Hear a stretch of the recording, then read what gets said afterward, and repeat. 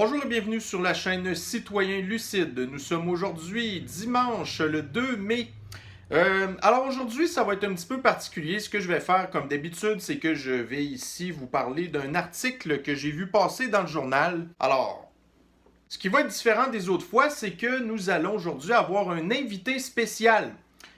Pour les fins de la vidéo, ici pour garder son anonymat, nous allons l'appeler Major Black. Qu'est-ce qui est particulier avec Major Black, c'est que, regardez, voyez-vous, il a été sélectionné pour faire partie du premier équipage qui va se rendre sur la planète Mars, ok?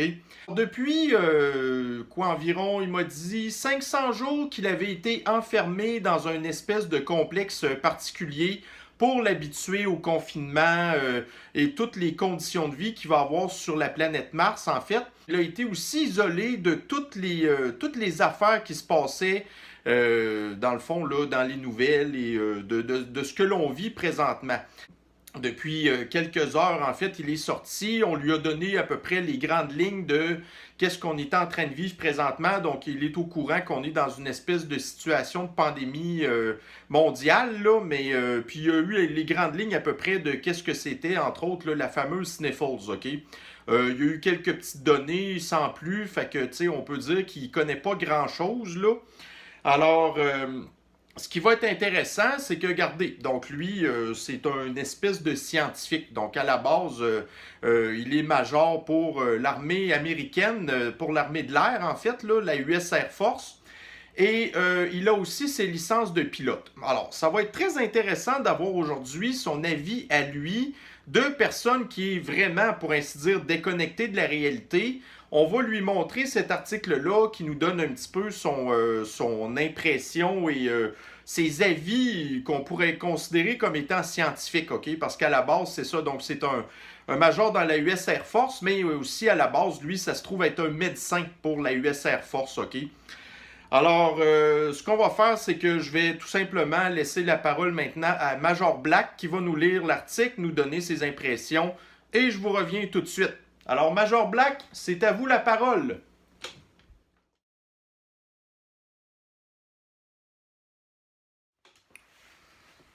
Bonjour. Merci de me recevoir à cette chaîne. Comment ça s'appelle?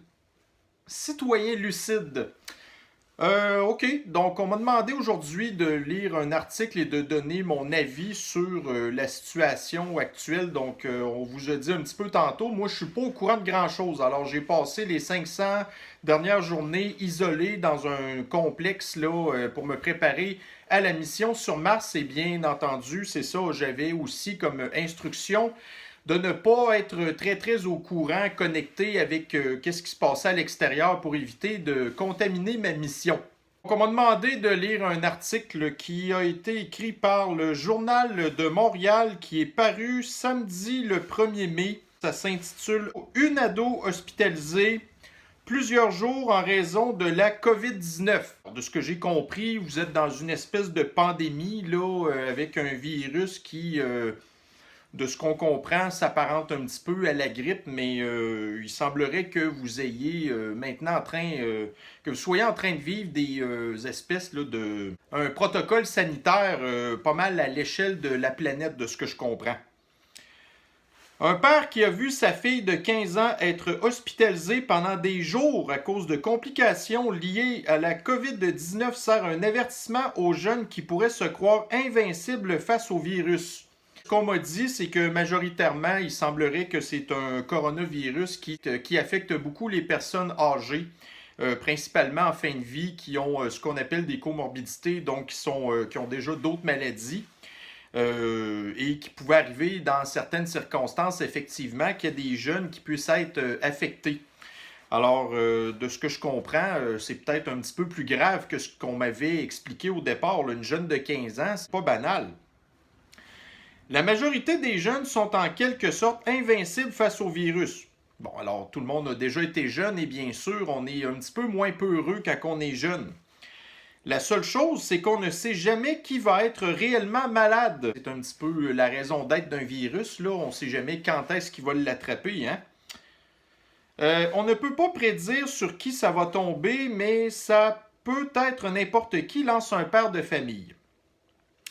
Par crainte que son adolescente ou lui-même ne reçoive des insultes sur les réseaux sociaux, il a demandé l'anonymat afin de raconter l'histoire de sa fille. On sait qu'à toutes les années, il y a habituellement l'influenza, là. Fait que je ne sais pas depuis quand est-ce que, quand quelqu'un attrapait l'influenza, qu'il se faisait insulter sur les réseaux sociaux, là. C'est un petit peu particulier, mais bon. Comme un poignard. Oh. La jeune âgée de 15 ans a été hospitalisée la semaine dernière pendant plus de 5 jours, à peine quelques heures après avoir reçu un résultat positif à la COVID-19. Elle ne buvait plus car dès qu'elle mettait quelque chose dans sa bouche, elle avait de grosses nausées. Elle a aussi eu de violents maux de dos. Elle en avait de la difficulté à respirer, c'est comme un poignard dans le dos, explique-t-il au journal. Les symptômes ressemblent beaucoup aux symptômes de l'influenza. Alors l'influenza, ça peut être banal pour beaucoup de personnes, mais ça peut être, il peut y avoir des complications pour d'autres personnes qui peuvent avoir là, des problèmes de santé des fois. L'étudiante en secondaire 3 à l'école Cavalier de la Salle dans l'arrondissement du même nom à Montréal a enfin pu quitter l'hôpital vendredi dernier, mais son combat est loin d'être terminé. Donc moi, de ce que j'ai compris, c'est que depuis, pour ainsi dire, presque l'automne passé, les jeunes qui sont à l'école et surtout, admettons, au secondaire, je crois qu'ils doivent porter un masque, là, une espèce de masque comme dans les salles d'opération. Et aussi, depuis un certain bout de temps, il semblerait que les jeunes maintenant n'ont plus le droit d'aller à l'école et qu'ils sont obligés de devoir faire l'école à la maison.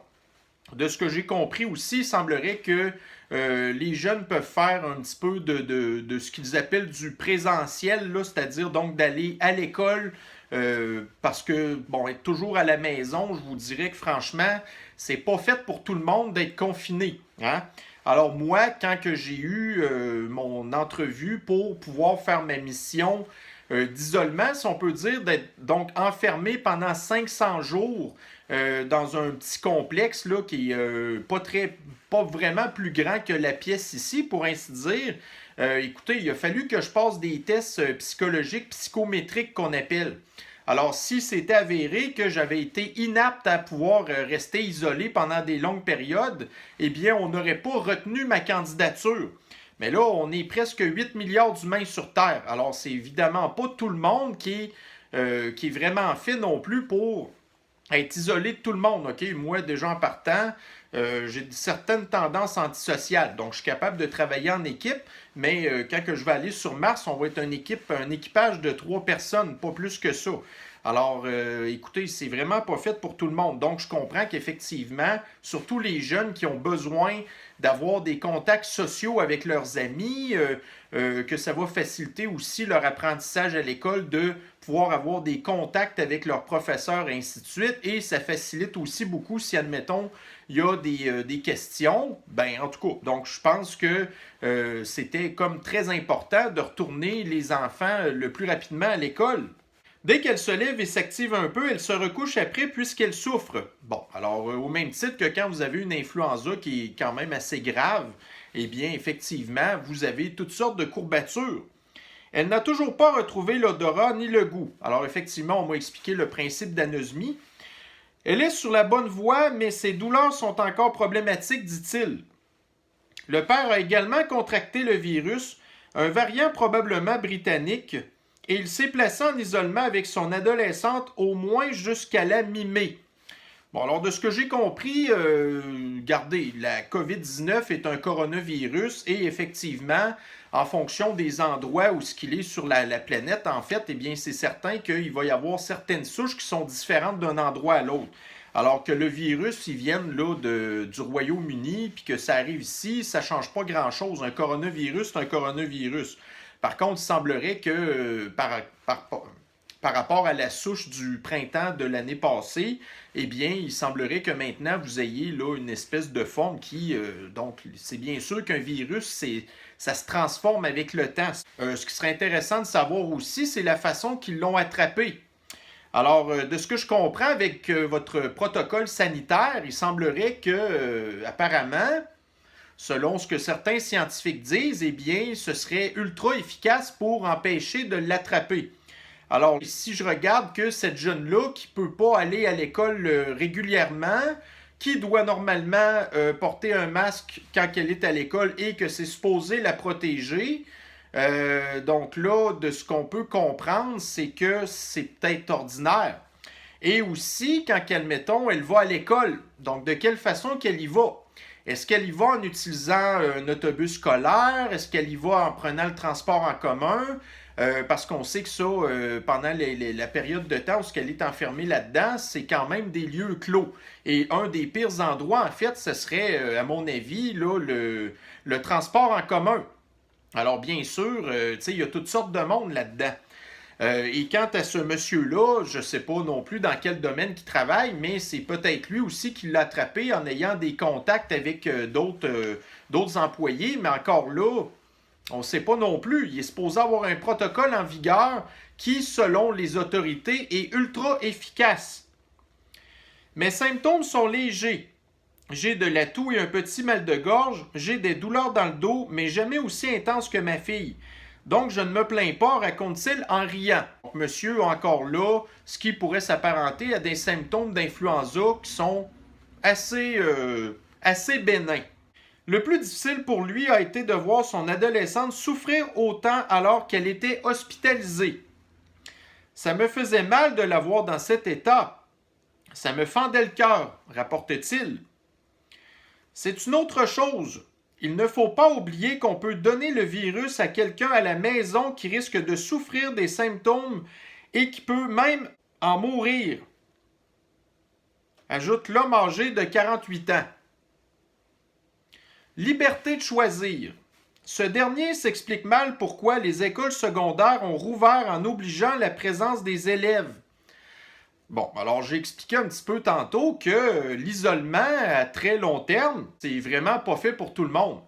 Alors de ce que je comprends, l'année passée, il y a eu un isolement au départ, là, une espèce de confinement d'environ 2 semaines. Bon, 2 semaines, c'est pas la fin du monde. Ça va passer quand même assez vite, mais là, de ce que je comprends, c'est que ça fait plus qu'1 an que vous vivez ça.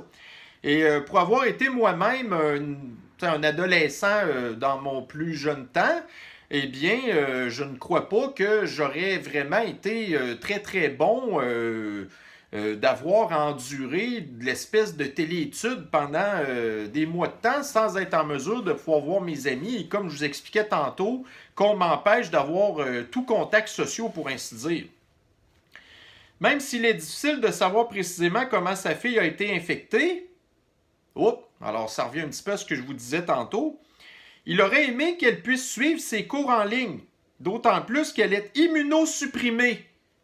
Oh, eh bien là, nous avons quelque chose de très important qui vient de nous être révélé ici. Alors, au début de l'article, ça semblait être quand même grave. Une petite fille de 15 ans qui attrape quelque chose qui affecte normalement des personnes âgées assez hypothéquées. Eh bien, on a ici une petite fille qui est immunosupprimée. C'est-à-dire qu'elle n'a aucun système immunitaire. Alors évidemment, elle, peu importe ce qui va l'affecter, que ce soit un rhume, que ce soit l'influenza, que ce soit une gastro-entérite, toutes sortes de choses qu'on vit la plupart du temps pendant la longueur d'année, eh bien, ça ne me surprend pas vraiment que cette petite fille-là ait été infectée. En raison de médicaments qu'elle prend pour sa maladie de Crohn. Effectivement, écoutez, mais là, il y a quelque chose de particulier là-dedans. La maladie de Crohn, cette jeune fille-là, elle va être prise avec ça pendant toute sa vie. Elle va être immunosupprimée toute sa vie aussi. Donc, je ne sais pas quels sont ses projets d'avenir, mais là, si elle s'empêche de sortir complètement à cause de sa condition immunosupprimée, eh bien, cette jeune fille-là vient de se limiter sur beaucoup de choses qu'elle va pouvoir faire dans sa vie. Alors, si son but à elle, c'est de rester enfermée chez elle pour le restant de ses jours, je peux peut-être comprendre, mais sa condition à elle n'est pas la condition de tout le monde. Alors, elle est un très faible pourcentage de la population qui n'a pas de système immunitaire. Alors, selon moi, c'est un petit peu injuste de pénaliser tout le monde. Les autres humains qui, on est tous dotés d'un système immunitaire. Alors, d'empêcher tous les étudiants d'aller à l'école à cause d'elle, c'est un petit peu inacceptable. Par contre, de ce que je comprends, c'est que, en fait, on aurait voulu que cette petite fille-là, qu'elle puisse, elle, rester à la maison pour faire ses études. Effectivement, ça pourrait être une alternative. J'aimerais qu'on puisse exempter notre enfant d'aller en présence à l'école sans nécessairement remplir un document médical qui doit être approuvé par le ministère. J'aurais préféré qu'on nous laisse la liberté. Ben là, de ce que je comprends, c'est que les mesures sanitaires, c'est pas une question de liberté. Elles sont imposées à tout le monde. Alors là, écoutez, si elle n'a pas la liberté de pouvoir rester chez elle, mais qu'en même temps, les autres personnes n'ont pas la liberté de prendre elles-mêmes soin de leur santé, OK, en imposant les mesures sanitaires à tout le monde, eh bien là, si une personne n'a pas la liberté, eh bien elle n'aura pas la liberté non plus. Alors là, si vous demandez d'avoir du gros bon sens pour tout le monde, ben ça va s'appliquer à tout le monde, le gros bon sens. Mais là, de ce que je comprends, c'est qu'il n'y en a absolument plus de gros bon sens présentement. On est les mieux placés pour connaître la santé de nos enfants, estime-t-il. Alors, je pense aussi que chaque humain est les mieux placés pour connaître la santé de ce qu'ils ont. Alors, si effectivement, là, on sait que vous êtes dans une situation un petit peu particulière, eh bien, si vous avez certains symptômes, eh bien, il serait assez irresponsable d'aller vous promener dans la vie normale sans, par exemple, dans ce cas-ci, peut-être porter un masque pour afficher qu'effectivement, vous avez des symptômes. Et si, encore mieux, vous êtes capable de rester chez vous en attendant que la maladie passe, eh bien, à ce moment-là, ça devrait être encore là, tout simplement logique. Mais là, étant donné que vous masquez tout le monde, alors là, tout le monde peut peut-être être malade ou non malade. Donc, on n'est plus capable de pouvoir se servir du masque comme une espèce de signe d'avertissement que peut-être qu'on est malade. Alors là, en masquant tout le monde, le problème qui va arriver, c'est que des personnes comme cette petite fille-là vont avoir une espèce de fausse sécurité. Donc, elle va penser que le masque est efficace pour bloquer le virus. Alors là, de ce qu'on comprend, étant donné que tout le monde le porte et qu'il y a en plus les distanciations sociales et tout ça, cette petite fille-là a une fausse sécurité. Voyez-vous le problème? Alors que si, admettons, justement, c'était simplement des personnes qui étaient malades avec des symptômes qui affichaient avec un masque, là, donc là, on saurait à ce moment-là, surtout pour cette petite fille-là qui est immunosupprimée, qu'elle doit à ce moment-là éviter d'aller trop près de la fameuse personne qui arbore le masque en signe d'avertissement. Vous comprenez? Donc, je vais vous donner certains exemples. Une fois que je vais être rendu sur Mars, OK? Donc, évidemment, nous allons avoir des missions à faire à l'extérieur du petit complexe d'habitation. Donc, nous allons devoir mettre un saut d'astronaute et après ça, on va aller faire notre petite mission qui va durer quelques heures à l'extérieur. Et après ça, quand on va revenir, nous allons devoir avoir une espèce de petite quarantaine, une décontamination dans le sas de dépressurisation, si on peut dire. Alors, je vais devoir, admettons, rester pendant 2 heures dans le sas là, pour qu'on puisse analyser si j'ai pas ramené avec moi des organismes ou des affaires qui pourraient peut-être mettre en danger les autres personnes à l'intérieur du complexe d'habitation. Et si jamais il s'avère que je suis revenu et que j'ai attrapé quelque chose, eh bien, c'est moi qui va être isolé. Ça n'est pas tout le reste de l'équipage qui doit s'isoler et à ce moment-là qu'on mette en suspens la mission alors que c'est moi qui est malade, vous comprenez, ou c'est moi qui a ramené quelque chose. Je vais vous donner un autre exemple pour les gens qui écoutent beaucoup de films, OK? Vous avez déjà tous vu le film Apollo 13, OK? Alors, vous savez, le premier équipage à la base, là, vous en avez un qui apparemment a été testé positif à, je pense, c'était la varicelle ou quelque chose comme la rougeole, je pense. Et là, à ce moment-là, ce qu'ils ont fait, c'est que c'est lui qui a été retiré de la mission. ils n'ont pas empêché les autres de faire la mission. Voyez-vous, on ne va pas annuler une mission au complet tout simplement à cause d'un seul individu qui est malade. Alors là, de ce que je comprends, c'est que présentement, l'humanité est en train de s'empêcher de vivre à cause de certains cas isolés. Une autre affaire aussi qui est inquiétante, c'est que présentement, on voit que les autorités sont en train de vouloir chercher, pour ainsi dire, le risque zéro. Alors, écoutez, moi, je ne sais pas c'est qui ces gens-là qui se prennent pour d'autres, mais là, les virus, ils nous côtoient depuis toujours. En fait, les virus ont même existé avant nous. Là, je ne vois pas en quoi est-ce que maintenant, 2021, ferait que vous seriez obligé de vous empêcher de vivre pour une affaire comme ça. Voyez-vous, ici, nous avons un cas qui est tout à fait anecdotique. Honnêtement, je ne comprends pas non plus comment ça se fait que ça l'a passé dans les médias. C'est une histoire qui, bon, évidemment, affecte beaucoup cette petite famille-là, mais c'est du ressort personnel. Normalement, nous, ça ne devrait pas rien changer dans nos vies. En tout cas, selon moi, là, en tout cas, avant que je parte dans ma mission de 500 jours, regardez, on vivait normalement, je vois pas qu'est-ce qui fait qu'aujourd'hui, vous êtes rendu comme ça.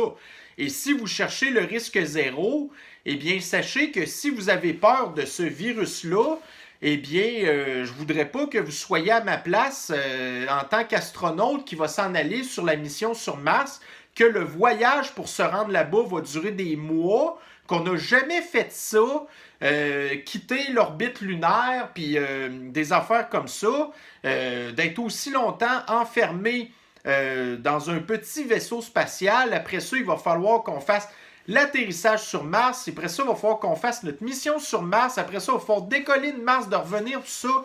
Écoutez, les risques qui arrivent à un accident sont extrêmes.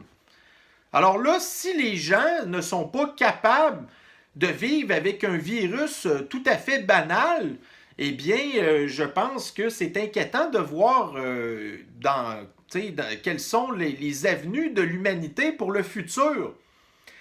Alors moi, de ce que je comprends, c'est que finalement, j'étais probablement pas mal mieux enfermé dans mon espèce de petite habitation depuis 500 jours et déconnecté de la réalité des choses que vous vivez. La seule chose que je peux vous dire, c'est que j'ai très très hâte que ma mission se passe et que je puisse m'en aller d'ici, parce que je vous dirais honnêtement que moi, ça ne m'intéresse pas du tout de vivre dans la situation que vous vivez maintenant. Alors, écoutez, merci de m'avoir reçu. Je suis quand même très déçu de voir où est-ce que l'humanité s'en va, parce que honnêtement, regardez, si moi, je n'aimais pas le risque, ben, je ne serais pas un astronaute maintenant.